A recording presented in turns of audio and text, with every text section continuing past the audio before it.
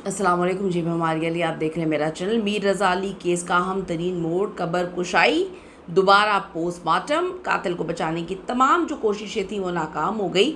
जैसे ही पोस्टमार्टम का हुक्म दिया जाता है, गोली का खौल 8 दिन बाद किसने प्लांट किया, कहाँ से मिल गया, पुलिस को हर चीज़ इस केस में किस्तों में क्यों मिल रही है। पोस्टमार्टम भी अजीब व गरीब तरीके से हुआ कि दोबारा कबर कुशाई करनी पड़ रही है।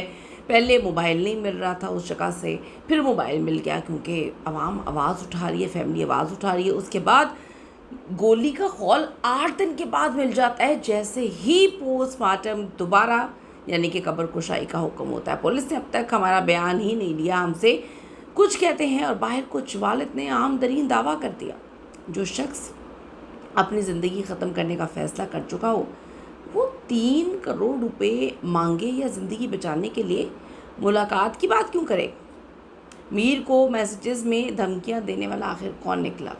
मोबाइल रीसेट करने की असल वजह क्या है। पुलिस किस्तों में काम क्यों कर रही है। पुलिस डर के या फिर प्रेशराइज होके या फिर किस्तों में क्यों इस केस की तहकीकात करी। कभी कुछ मिल रहा है, कभी 8 दिन बाद खौल मिल रहा है, कभी पोस्टमार्टम सही नहीं होता। आज की वीडियो में पोस्टमार्टम करते हैं जी। रिक्वेस्ट है चैनल को सब्सक्राइब करें, आपकी सपोर्ट की ज़रूरत है। वीडियो को आखिर तक जरूर देखिएगा।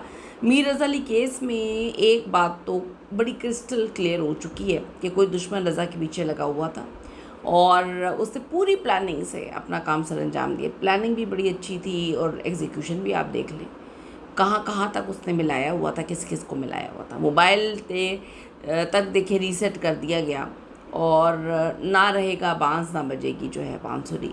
देखना ज़रूरी है कि वो गुज़िश्ता चंद दिनों में किन किन लोगों के साथ राब्ते में था और उनसे कहाँ कहाँ से धमकियाँ मिल रही थी। ये सब चीज़ें तो डेफिनेटली देखनी है, लेकिन देखेगा कौन। यहाँ पे अगर हम पुलिस इन्वेस्टिगेशन की बात करें, इतने लूप होल्स, मतलब आप मजाक कर रहे हैं। आप क्या कर रहे हैं पाकिस्तान की आवाम के साथ, आप करने क्या लगे हैं।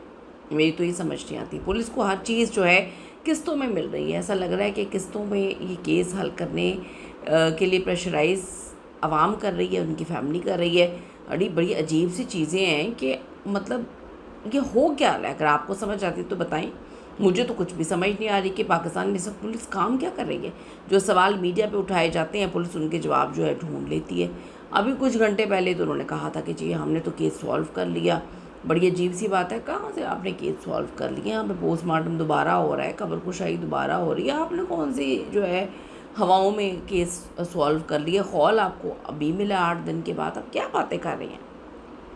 पहले सीसीटीवी ही नहीं मिल रही थी, यानी कि ज़मीन खा गया था उस जो है कैमरों को। कैमरे ही नहीं थे, कैमरे पता नहीं फिर दुनिया में कहाँ से आ गए। यहाँ तक कि ये तक कह दिया था कि पूरे इलाके में तो कोई कैमरा लगा ही नहीं हुआ। भैया आंखें बंद करके आप इन्वेस्टिगेशन कर रहे हैं या दिल के दरवाजे भी बंद कर दिए हैं या फिर कहीं और से इतना प्रेशर है कि आपने आंखें, नाक, मुंह सब कुछ बंद करके जो है वो अंधे बन के इन्वेस्टिगेशन हो रही है। यही लग रहा है अंधे कत्ल का सुराग अंधे बन के लगाया जा रहा है।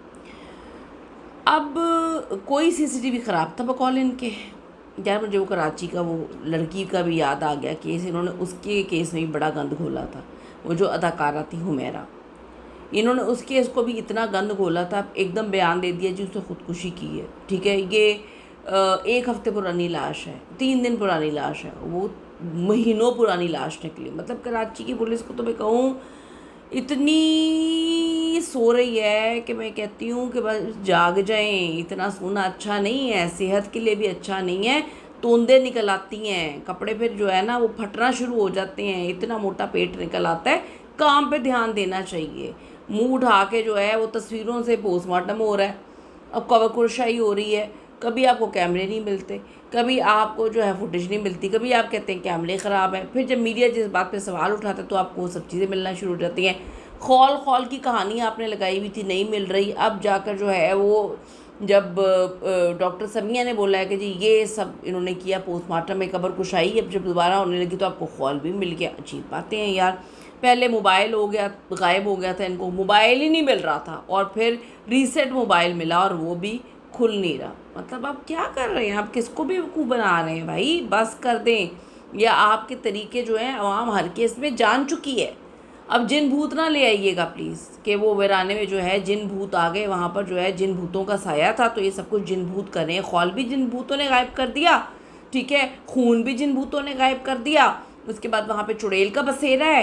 तो अब यही रह गया है कि अब चुड़ैलों जिन्नों जिन्नात पे आप लोग डाल रहे हैं, बस कर दें खुदा का वास्ता। मेडिकल रिपोर्ट तक सही नहीं बनी, वो भी डाल दें जिन भूतों पे कि जिन भूतों ने आके जो है इनको अभी तो शुक्र करें काला जादू नहीं आप लोग लेकर आए, पुलिस जो है वो ये भी लेकर आ जाएगी आगे चल के।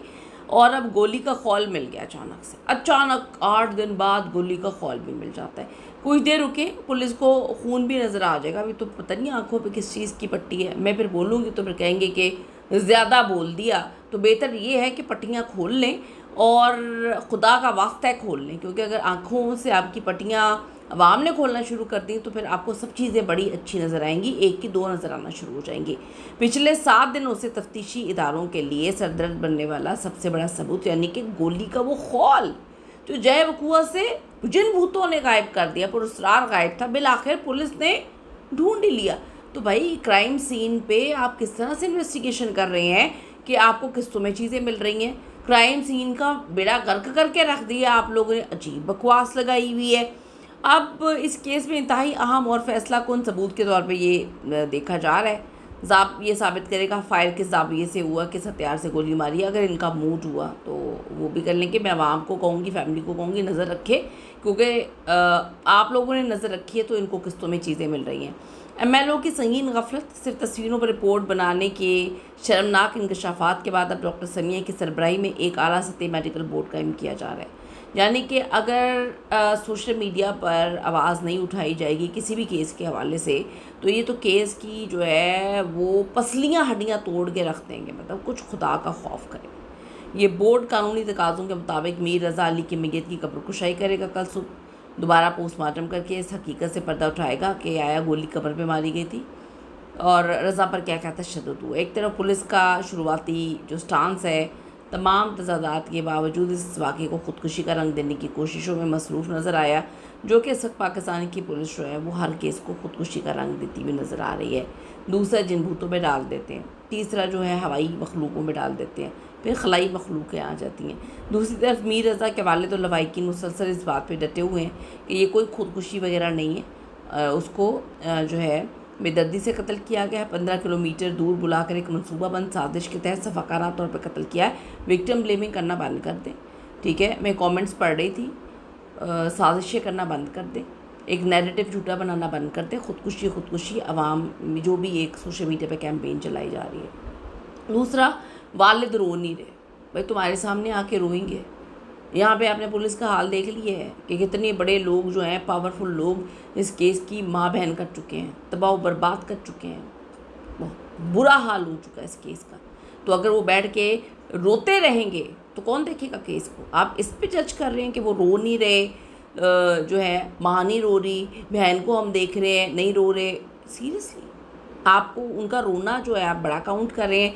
जो इस वक्त तहकीकात का बुरा हाल हुआ है, इन्वेस्टिगेशन की बिल्कुल जो है लुटिया डूबी हुई है, वो आपको नज़र नहीं आ रही। बड़ी अजीब बात है, इतने जजमेंटल ना बने, अल्लाह माफ़ करे कि आप लोगों पे आए तो फिर आपको पता चले कि आंसू कितने निकलते हैं और हक़ के लिए खड़े होना और सड़कों पे जाना, एक एक की मिन्नतें करना कि हमारे बेटे को इंसाफ दो, किसने कत्ल किया, उसमें कितना फ़र्क है। अल्लाह ताला किसी दुश्मन को भी यहाँ पे खड़ा ना करे। सवाल ये कि अगर CCTV में रज़ा अकेला पैदल जाता हुआ दिखाई दिया तो वो कौन सी कॉल या ब्लैकमेलिंग थी जो उससे बगैर किसी खौफ के इस अंधेरे की जानिब लेकर गई? कोई तो था जो मुसलसल रज़ा से राब्ते में था और उसी ने मोबाइल को रीसेट किया, जो बहुत अपना था, जो पासवर्ड वगैरह जानता था। कीमती राय दीजिएगा इस हवाले से। See you in the next video लाने के बाद।